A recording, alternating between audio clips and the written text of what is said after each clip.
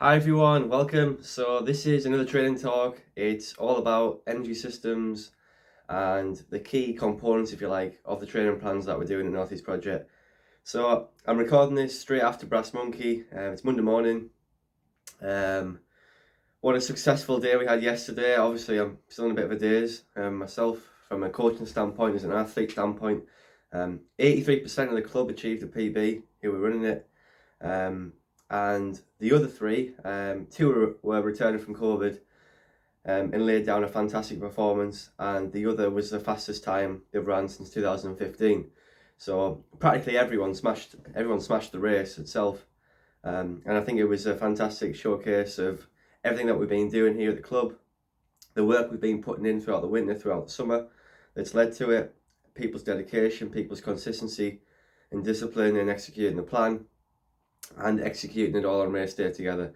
For everyone to do so well, it's obviously a showcase of the amazing work that you're putting in as an athlete, and that the harmony we've got throughout the coaching system and the principles that we're doing is clearly working. For me, it was breakthrough performance around 65.28. I never thought I could ever get a 65.28 ever. For me, it's what I set out as a kid, as a junior. That would be my lifetime potential. So it's very exciting to be at 23, thinking ahead of what may be for the future. Now I'm aiming for, well, as high as possible, and you have to enjoy and celebrate what you've achieved, because it's not every day that you make such a breakthrough. So throughout this next week, you should be really enjoying what you did yesterday, but you have to stay hungry and you have to keep aiming high and planning out the next steps and what you want to go on to achieve, because if you've achieved something like this, what's to say you can't achieve something better? And you've got to stay really hungry, like you've never achieved anything before. But yeah, do celebrate it, because it's not often your PB, and well, maybe not other people, but here we see them do it all the time. Any PB, but I think as a team aspect, it was our best ever performance ever. And we've had many. We've had Great North Run, we've had London Marathon, we've had Manchester Marathon, Half Marathon, we've had York Marathon, we've had Liverpool, Rock and Roll, Middlesbrough 10k more locally, good success in North East Champs, but I think this was without doubt the best team performance. So well played, guys, well played. I'm so proud of you all. So I just wanted to run through, I think this video's been waiting a long time, but it's to run through the energy systems and essentially why we're putting things on your plan that telling you to run at certain paces, why we're telling you to do this, why we're telling you to do that. And maybe if you've just joined, this is going to be really beneficial, or maybe if you've been here a while and just never understood it, hopefully it's going to clear a few things up. And if you're not a member and you're seeing this video, you might just get an idea of how it works. And yeah, okay, I'm going to dive straight in.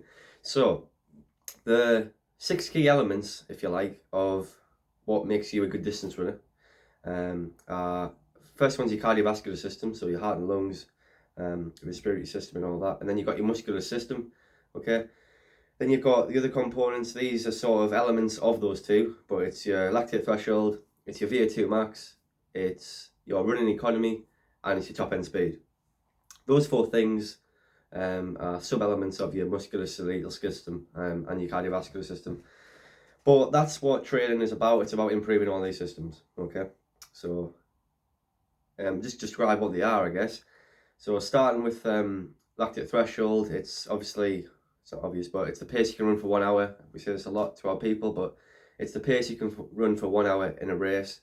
And it's the point when lactic acid is being cleared at the same time as that it's being produced. Okay, so this normally happens at around 4 millimoles per litre of blood. So it's a steady state of lactate, if you like, but 4 millimoles is the magic value that we're talking about at lactate threshold pace, and that's what you need to be training at. So it's a pace you can race for 1 hour. Now, next thing is VO2 max. Quite a popular thing. Obviously, if you get any testing done, it's quite a big element of that. But it's your aerobic capacity. So it's defined as the maximum amount of oxygen you can take in, you can utilize and use during vigorous exercise. Okay, it's like your maximum aerobic output, and that's to do with how you can take it in, how you can transport it through your blood, and how you can deliver that to muscles, and then how muscles can use it. Okay, so it's quite complex. The other two things is speed. Basically, how fast can you run? If I was to say go out and run 200 meters now, how fast could you run 200 meters? Running economy is quite a new popular thing, but that's linked. They all link together. But running economy is basically how efficient you run. So, are you wasting energy in terms of form? Musculoskeletal wise, are you efficient in the way that your muscles are using elastic energy? Are they strong enough to absorb the impact of what you're doing? And then obviously that links back into your aerobic capacity in terms of how efficient are you at using oxygen and converting fat and carbs to fuel. So running economy's got a big umbrella of things, but I'll talk about how we can improve it later on.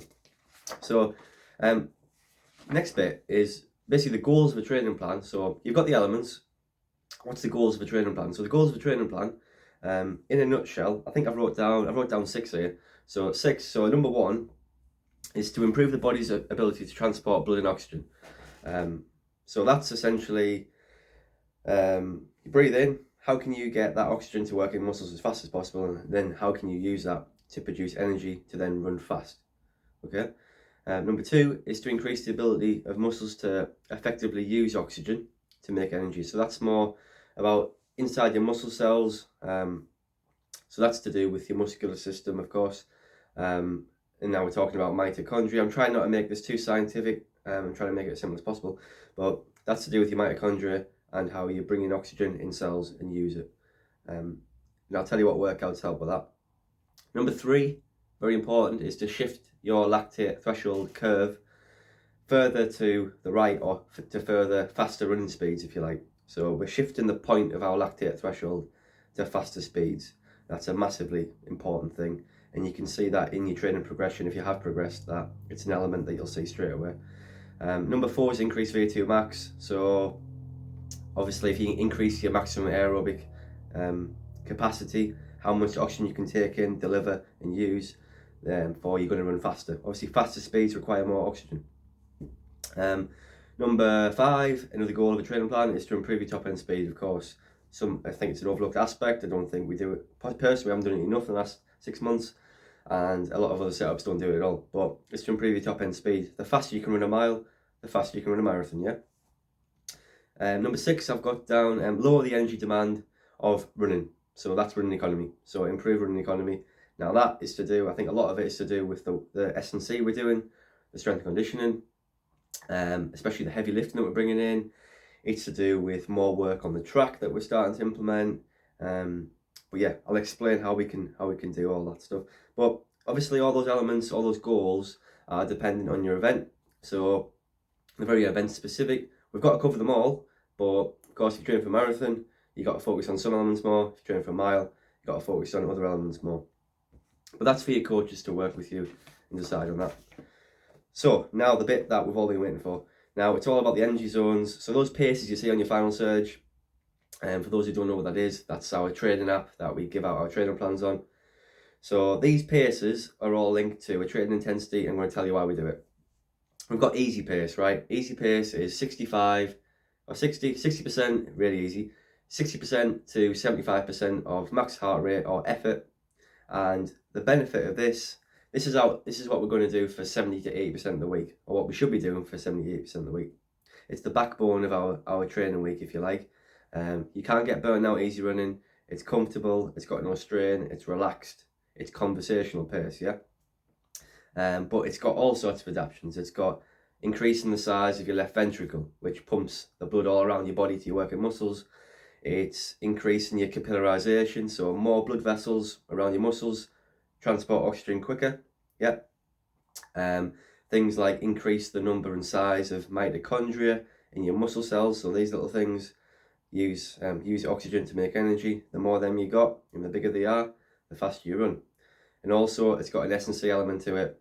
It's going to increase the strength of your ligaments, tendons and your muscles to sustain bigger sessions. So the more mileage you run, the bigger sessions you can put in, quality sessions you can put in as well.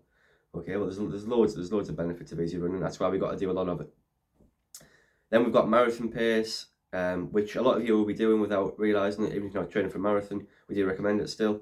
But that's about improving the ability to use fat is fuel over carbs. We're working at around 80% max heart rate, 80% effort on this one, but very specific obviously if you're doing a marathon, but also useful if you're not doing a marathon as well.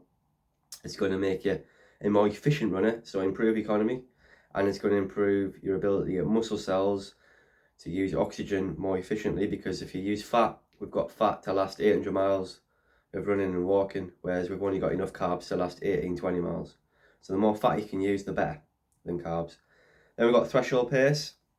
So threshold training is very specific. Obviously, we're looking at 4 millimoles per litre of blood of lactate. Obviously, we can't measure that in training unless we've got a lactate measurer.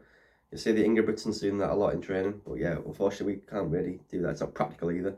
But it's a pacing run for 1 hour, and we can work at that. But that's 85 to 88% of max heart rate or effort. And those workouts are either split up in chunks, or they're split up, or they're a continuous thing for 20 to 60 minutes at lactate threshold pace. And it's all about training at lactate threshold. Now, we can get benefits where we do things a bit faster and then drop back, little alternations you'll see a lot. But the main bulk of it is training within 98 to 102% of lactate threshold pace. That's where you're going to get the most benefit. Okay. Then we've got interval training, so that's VO2 max stuff. 5k to 3k pace work. That's about 90% of max heart rate, 90% of effort. And that's simply about increasing your ability to bring in oxygen, transport it to muscles, use it to make energy and run faster.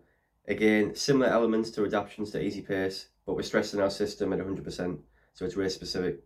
So things like increasing your heart size, increasing your capillarization, increasing the mitochondria, that also happens, but we can only do it once or twice a week because it's high demand. But the goal is to train at 100% of your VO2 max pace. Training 102%, no more benefit at all. It's all about training 100%. Run faster does not equal more results on that particular workout.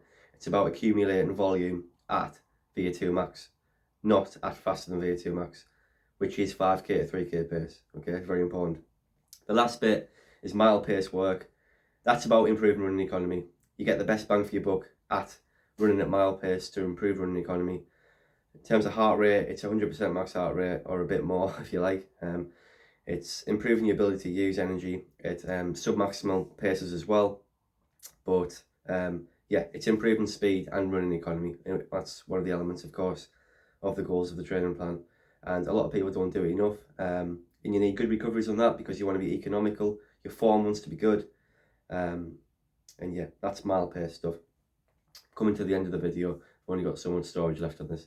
So I'm going to wrap it up there, guys. But that is, in a nutshell, training zones and why we do it.